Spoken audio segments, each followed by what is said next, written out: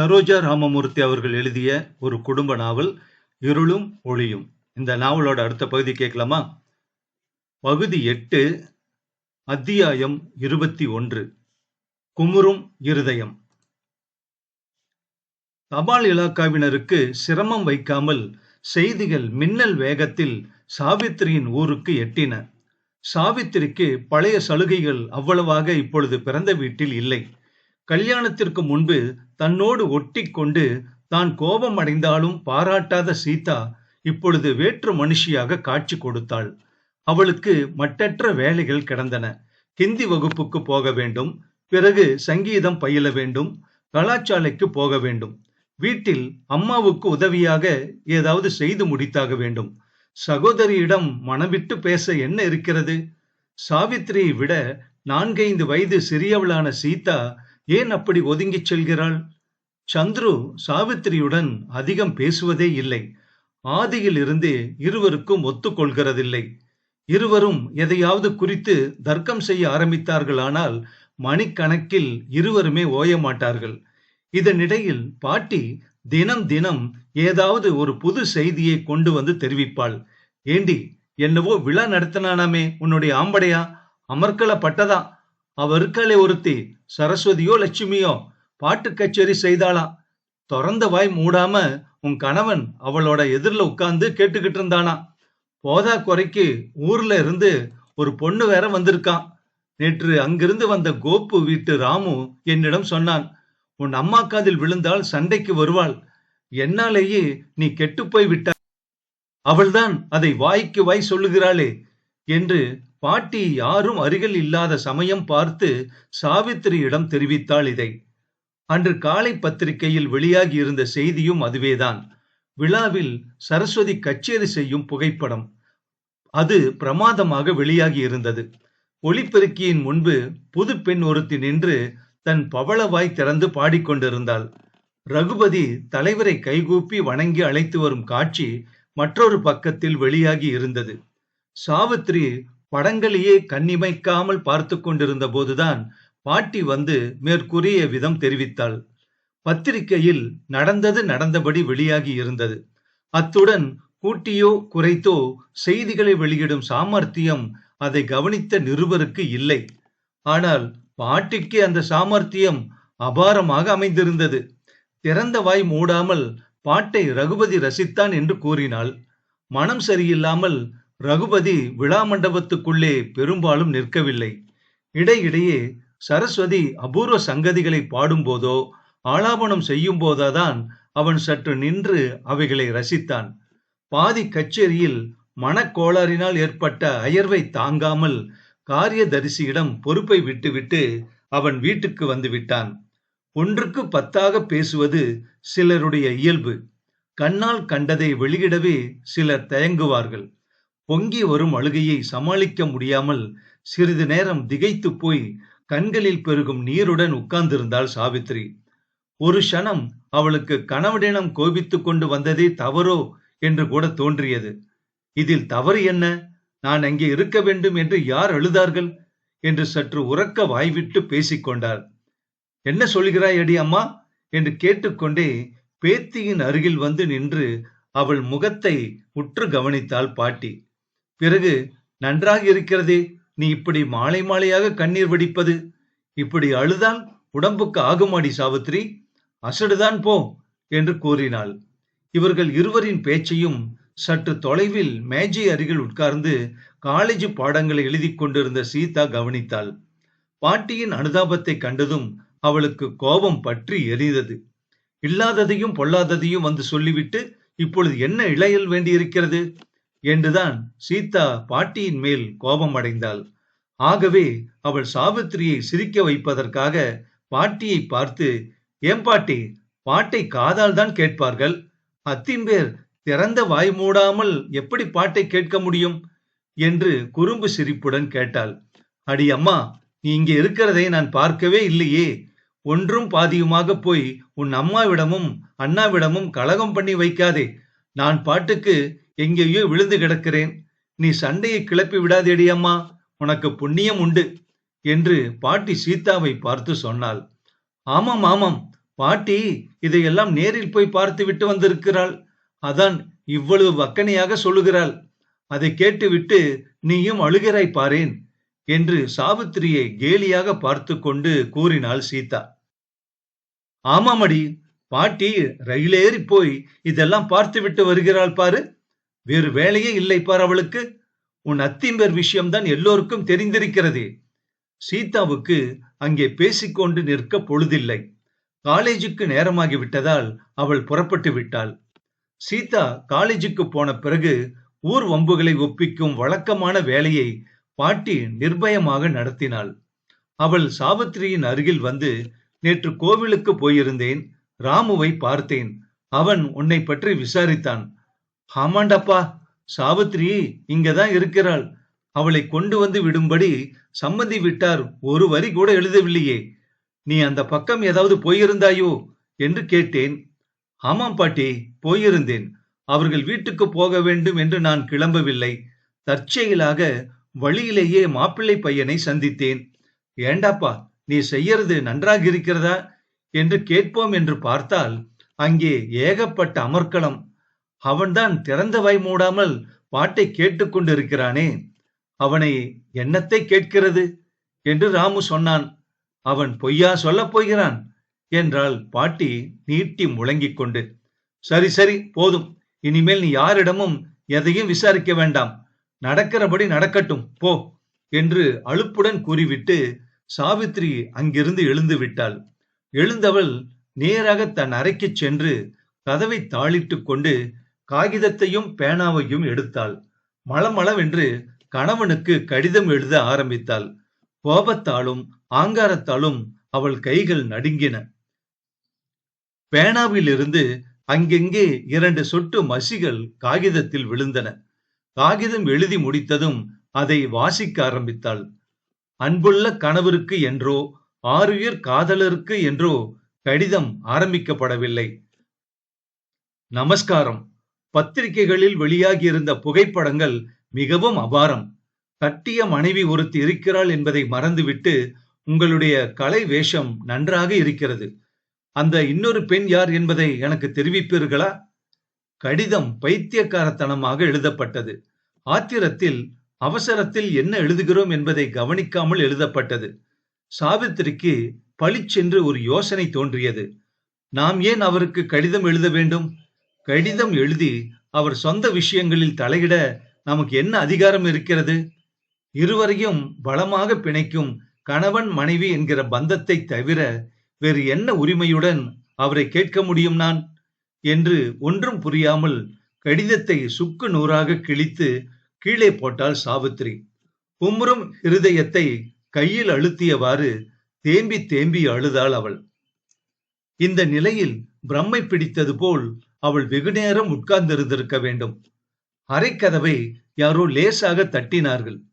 சாவித்திரி எழுந்து கதவை திறந்ததும் மங்களம் வாசற்படியில் நின்றிருந்தாள். சாப்பிடாமல் மணி 12 அடிக்கப் போகிறதே என்று அன்புடன் அவளை அழைத்தாள் மங்களம்.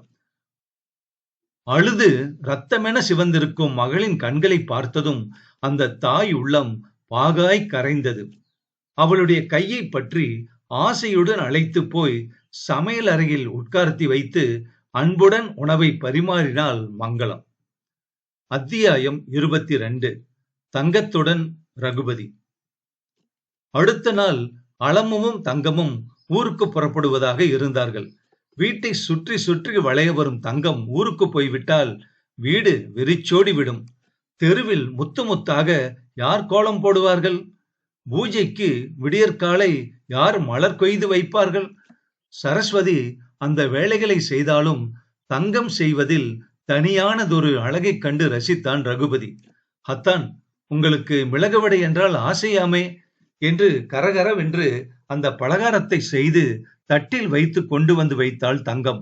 ஒரு நாள் எல்லோருடைய மனதையும் தான் கவர வேண்டும், எல்லோருக்கும் தான் இனியவளாக நடந்து கொள்ள வேண்டும் என்கிற ஆசையுடன் அனைவரும் மெச்சும்படியாக நடந்து கொண்டாள் அவள். பாவம், நல்ல இடமாக பார்த்து கொடுத்தால் பெண் சௌக்கியமாக வாழ்வாள். அவசரப்பட்டு எங்காவது பாலும் கிணற்றில் தள்ளுகிற மாதிரி தள்ளிவிடாதீர்கள். ஸ்வர்ணம் தன் நாத்தனார் அளமுவிடம் இப்படி அடிக்கடி சொல்லிக் கொண்டிருந்தாள்.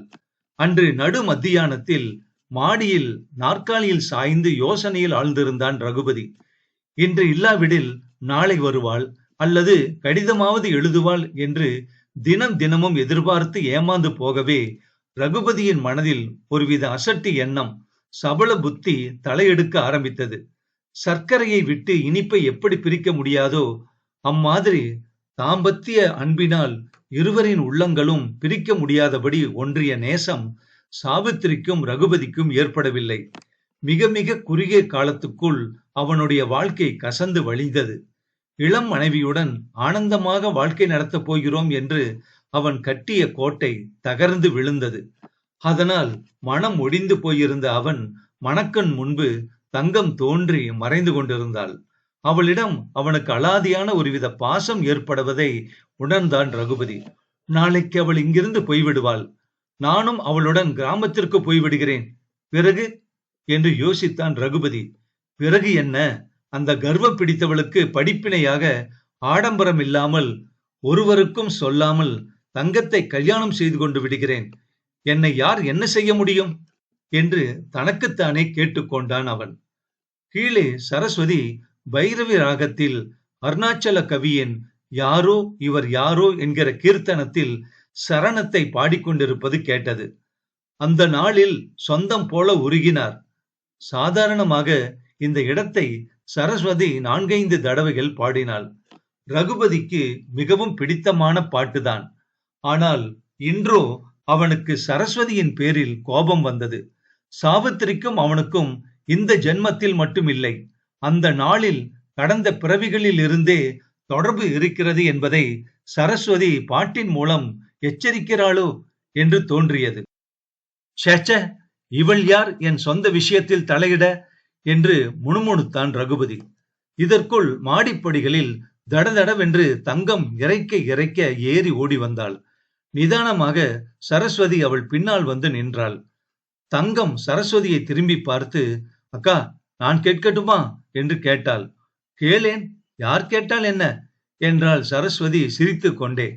ஓ அக்கா, எனக்கு வெட்கமாக இருக்கிறது, நீயே கேட்டுவிடு என்றாள் தங்கம் லஜ்ஜையுடன். என்ன கேட்பதற்கு இவ்வளவு பீடிகை என்று ரகுபதி அவர்களை வினவி விட்டு இருவரையும் மாறி மாறி பார்த்தான். ஒன்றுமில்லை அத்தான், தங்கம் பாட்டு கச்சேரியே அதிகம் கேட்டதில்லையாம். டவுனில் இன்று ஏதோ கச்சேரி இருக்கிறதாக நேற்று சொன்னாயே, அதற்கு அவளும் வருகிறாளாம், அவ்வளவுதான் விஷயம் என்றாள் சரஸ்வதி. அப்பா, இவ்வளவுதானா?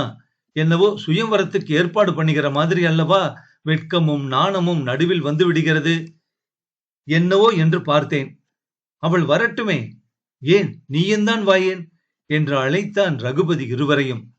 தங்கம் சந்தோஷ மிகுதியினால் மறுபடியும் மாடிப்படிகளில் தடதடவென்று வேகமாக இறங்கினாள். இடுப்பின் கீழ் புரளும் பின்னல் இப்படியும் அப்படியும் ஆடி அசைவதையே கவனித்துக் கொண்டிருந்தான் ரகுபதி. என்னத்தான் அப்படி பார்க்கிறாய்? தங்கம் இப்படி ஓடுகிறாளே என்றுதானே பார்க்கிறாய்? அந்த பெண் எதையும் எந்த வேலையையும் இப்படித்தான் ஓடி ஓடி செய்கிறாள், பாவம் என்று சரஸ்வதி கூறிவிட்டு அங்கிருந்து கீழே சென்றாள். சாயந்தரம் 4 மணிக்கு மூவரும் கச்சேரி கேட்பதற்கு நகரத்துக்கு புறப்பட்டார்கள். சரஸ்வதி ஆரஞ்சு வர்ண புடவையும் கருப்பு ஜாக்கெட்டும் அணிந்திருந்தாள். தங்கம் மருதாணி சிவப்பில் சரஸ்வதியின் பட்டு பாவாடையை உடுத்தி இருந்தாள். சங்கு போன்ற கழுத்தில் கரிய மணிச்சரம் இரட்டை வடம் பூண்டு நெற்றியில் பிறை வடிவத்தில் திலகமிட்டிருந்தாள் தங்கம். கைகளில் கலகலவென்று ஒலிக்கும் சிவப்பு கண்ணாடி வளையல்கள். தேர்ந்த ஓவியனின் சித்திரத்தில் இருந்து உயிர் பெற்று வந்த பாவையாக தோன்றினாள் அவள். அதிக அழகு அதிர்ஷ்டத்தை குறைத்துவிடும் என்று யாரோ சொல்லியிருப்பதை நினைத்து பார்த்தான் ரகுபதி. அதுதான் இந்த பெண் இப்படி ஏழ்மையில் வாடிப்போகிறாளோ என்றும் எண்ணமிட்டான். ஜாக்கிரதையாக போய் வாருங்கள் என்று ஸ்வர்ணம் கூறியதும் சரஸ்வதி, என்னத்தான், நீ ரெடிதானே என்று கேட்டாள். இதுவரையில் தங்கத்தையே வெறித்து பார்த்து கொண்டிருந்த ரகுபதி திடுக்கிட்டு திரும்பி ஓ என்று கூறிவிட்டு புறப்பட்டான். போகிற போது நடந்து போய் விடலாம், வரும்போது இருட்டிவிடும், அப்போது பஸ் பிடித்துத்தான் ஆக வேண்டும். என்ன சொல்லுகிறாய் தங்கம் என்று கேட்டான் ரகுபதி. ஐய, உன் யோசனை பலமாக இருக்கிறதே. வியர்க்க விறுவிறுக்க போர்வை சொட்டி வழிய வெயிலில் நடந்து போய்த்தான் சங்கீதத்தை அனுபவித்திருப்பார்களோ? வருகிற போது நடந்து வரலாமாத்தான். ஜிலு ஜிலுவென்று குளுமையாக இருக்கும், சிரமமும் தெரியாது என்று அவன் கூறியதை ஆட்சேபித்தாள் சரஸ்வதி. யோசனை அதைவிட அருமையாக இருக்கிறது. இரவு வேளையில் தனியாக சிறுசுகளை அழைத்துக் கொண்டு நடந்து வருகிறதாவது, அதுவும் உன் கால் இருக்கிற வலுவுக்கு நீ நடந்து வர வேண்டும் என்று ஆசைப்படுகிறாயே சரசு என்று சொர்ணம் கோபித்துக் கொண்டாள். ஆகவே மூவரும் பஸ்ஸில் போய் வருவது என்று தீர்மானித்து புறப்பட்டார்கள். அன்று கச்சேரிக்கு சென்றிருந்த மூவரின் உள்ளங்களும் வெவ்வேறு கற்பனையில் மூழ்கி இருந்தன.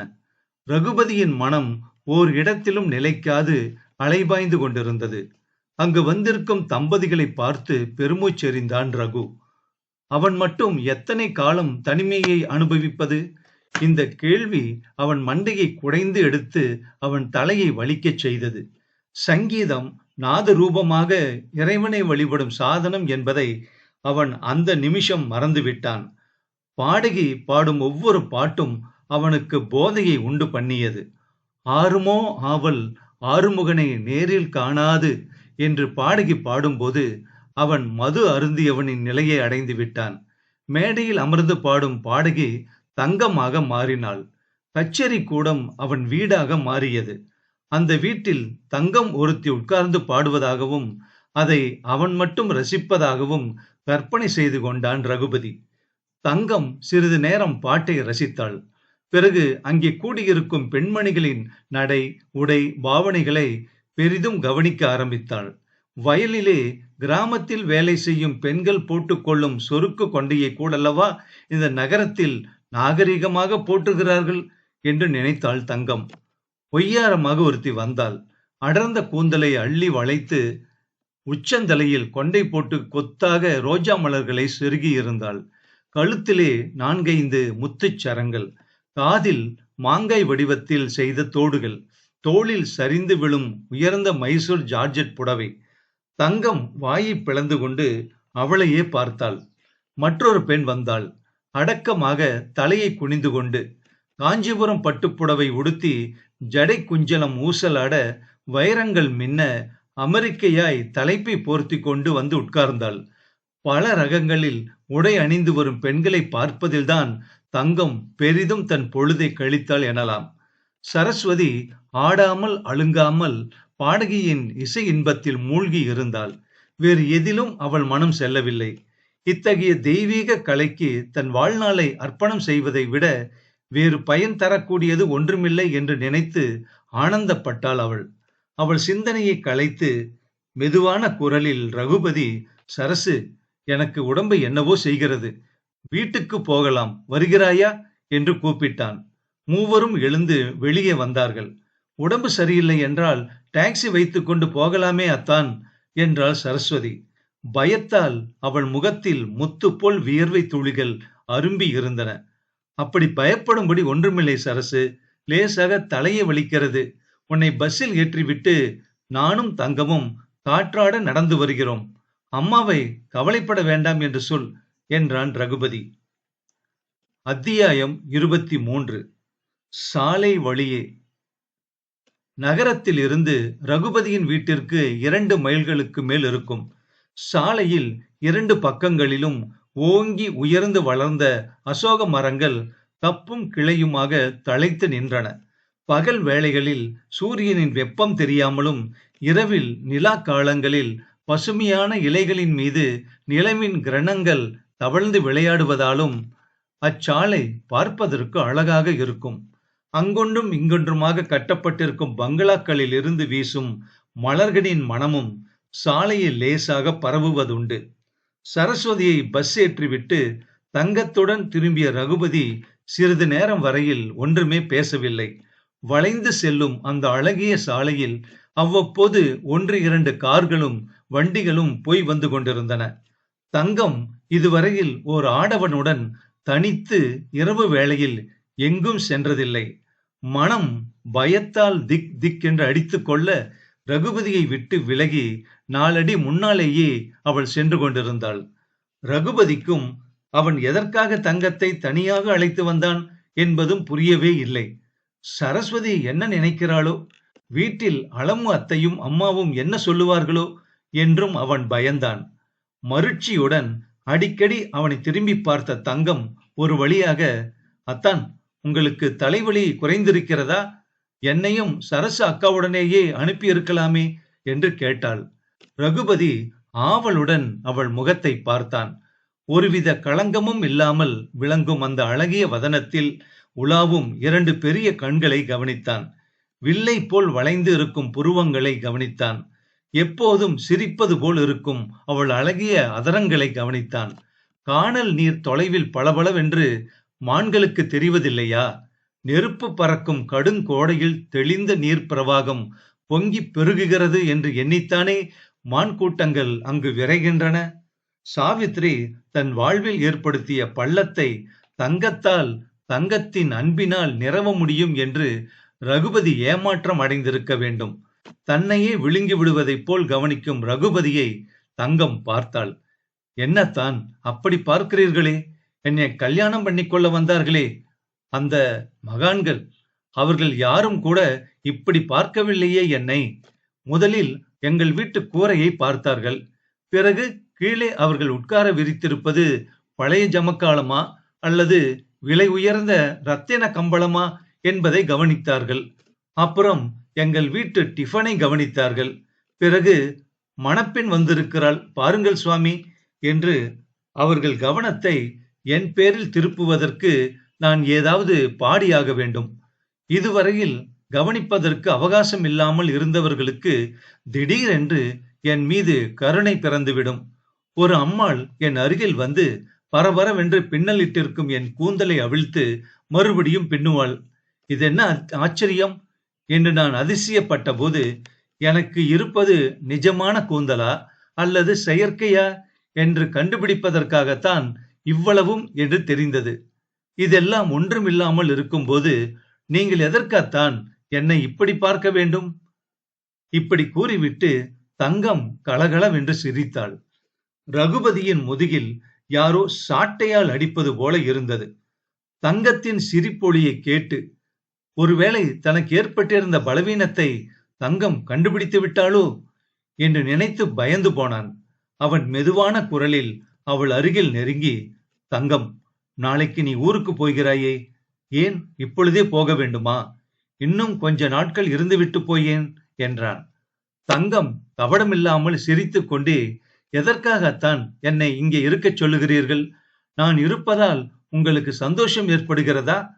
ஒருவேளை சாவித்திரி மதனி ஊரில் இருந்து வருகிறாளா? அவளை பார்த்துவிட்டு போக சொல்லுகிறீர்களா என்ன என்று கேட்டாள் தங்கம். ரகுபதி மறுபடியும் திடுக்கிட்டான். என்ன, இந்த பெண்ணுக்கு மனோ தத்துவம் தெரிந்திருக்கிறதா? இதுவரையில், இன்று வரையில் நிஷ்களங்கமாக இருந்த மனதில் களங்கம் ஏற்பட்டிருக்கிறது என்பதை எப்படி கண்டுபிடித்தாள் இவள்? ஒருவேளை நாம் தான் தத்து பித்தென்று நடந்து கொண்டு விட்டோமோ என்று ரகுபதி மனதை குழப்பிக் கொண்டிருந்த சமயம் தங்கம் அவன் அருகில் நெருங்கி, சாவித்திரி மதனிக்கும் உங்களுக்கும் ஏதோ மனஸ்தாபமாமே. எங்கள் ஊரில் பேசிக் கொண்டார்கள். உங்களிடம் கோபித்துக் கொண்டுதானே மதனி பிறந்தகம் போயிருக்கிறாள். அப்படித்தானே அத்தான்? போகிறது விடுங்கள், கோபத்தை எல்லாம் மறந்து விடுங்கள். வரப்போகிற தீபாவளி பண்டிகைக்கு வேட்டகம் போய் மதனியை அழைத்து வந்து விடுங்கள். ஊருக்கு திரும்பும் போது எங்கள் ஊருக்கு வாருங்கள் அத்தான் என்று அவனை அன்புடன் அழைத்தாள். தங்கம் சாதாரண பெண்தான். அறிஞர்கள் கற்றிருக்கும் ஜோதிட சாஸ்திரமும் மேதாவிகள் படித்திருக்கும் மனோ தத்துவமும் அவளுக்கு தெரிய நியாயமில்லை. வானவெளியைப் போல் பரிசுத்தமானதும் தெளிந்த நீரை போன்ற களங்கமற்ற மனதை படைத்த தங்கம் ஒரு சாதாரண ஏழை குடும்பத்து பெண். பெரிய பெரிய சாஸ்திரங்களையும் படிப்புகளையும் அவள் எப்படி கற்றிருக்க முடியும்? மறுபடியும் அமைதியான சாலை வழியாக தங்கமும் ரகுபதியும் மெதுவாக நடக்க ஆரம்பித்தார்கள். ரகுபதியின் மனம் ஒரே அடியாக இருண்டு கிடந்தது. வான வீதியில் எண்ணற்ற தாரகைகள் பளிச்சிட்டன. வளர்பிறையாதலால் மூலிச்சந்திரன் மங்களாக பிரகாசித்துக் கொண்டிருந்தான். தங்கம் அவன் அருகிலேயே வந்து கொண்டிருந்தாள். அவள் தலையில் சூட்டியிருந்த முல்லை புஷ்பங்களின் மனம் கம் என்று வீசியது. தொலைவில் ஊரின் ஆலய கோபுரம் தெரிந்தது. சோர்ந்த மனதுடன் ரகுபதி எதுவும் பேசாமல் விரைவாக நடந்தான். வீட்டிலே பெரியவர்கள் என்ன சொல்லுவார்களோ என்று பயந்து தங்கமும் வேகமாக நடக்க ஆரம்பித்தாள். விரைவில் கோயிலுக்கு முன்பாக இருவரும் வந்துவிட்டார்கள். கோயிலின் வாயிற்கதவு திறந்திருந்தது. மூலஸ்தானத்தில் கோதண்டத்துடன் நிற்கும் ஸ்ரீ ராமபிரானின் உருவம் கம்பீரமாக தெரிந்தது. பக்கத்திலே என்றும் எப்போதும் இணை பிரியாமல் வசிக்கும் சீதாதேவியை பார்த்தான் ரகுபதி. ஏ பிரபு, என் மனதில் ஏற்பட்டிருக்கும் மாசு மறுக்களை துடைத்துவிடு. பாவத்தில் ஆழ்ந்து விடுவேனோ என்னவோ பகவானே என்று உள்ளம் உருக வேண்டிக் கொண்டான் அவன். வீட்டை அடைந்ததும் மனதின் பாரம் குறையாமல் போகவே ரகுபதி தளர்ச்சியுடன் நேராக மாடியில் தன் அறைக்கு சென்று படுக்கையில் சாய்ந்து கொண்டான். உடம்பு சரியில்லையா என்ன ரகு என்று சுட சுட பாலை கொண்டு வந்து கொடுத்துவிட்டு ஸ்வர்ணம் மகனின் நெற்றியில் கையை வைத்து பார்த்தாள். சில்லென்று இருக்கும் ஐப்பசி மாதத்து இரவில் ரகுபதியின் நெற்றியில் வியர்வை துளிகள் அரும்பி இருந்தன. பாலை தாயின் கையில் இருந்து வாங்கி மேஜை மீது வைத்துவிட்டு அவளுடைய கரங்களை சேர்த்து தன் கண்களில் ஒற்றிக்கொண்டான் ரகுபதி. அம்மா, என்னால் நீ ஒருவித சந்தோஷத்தையும் அனுபவிக்கவில்லையே. உன்னை பல விதத்திலும் நான் ஏமாற்றி விட்டேன் அம்மா, என்னை மன்னித்து விடு என்றான் குரல் தழுதழுக்க. அசட்டு பிள்ளையாக இருக்கிறாயே ரகு, உன் மனதில் இருப்பது எனக்கு தெரியாதா? தலை தீபாவளிக்கு ஊருக்கு போய் வந்தால் எல்லாம் சரியாகிவிடும். பாலை சாப்பிட்டு விட்டு தூங்கு ரகு என்று அன்புடன் கூறிவிட்டு ஸ்வர்ணம் கம்பளி போர்வையை உதறி ரகுபதிக்கு போர்த்தி விட்டாள். இந்த நாவல் அடுத்த பகுதியில் தொடரும்.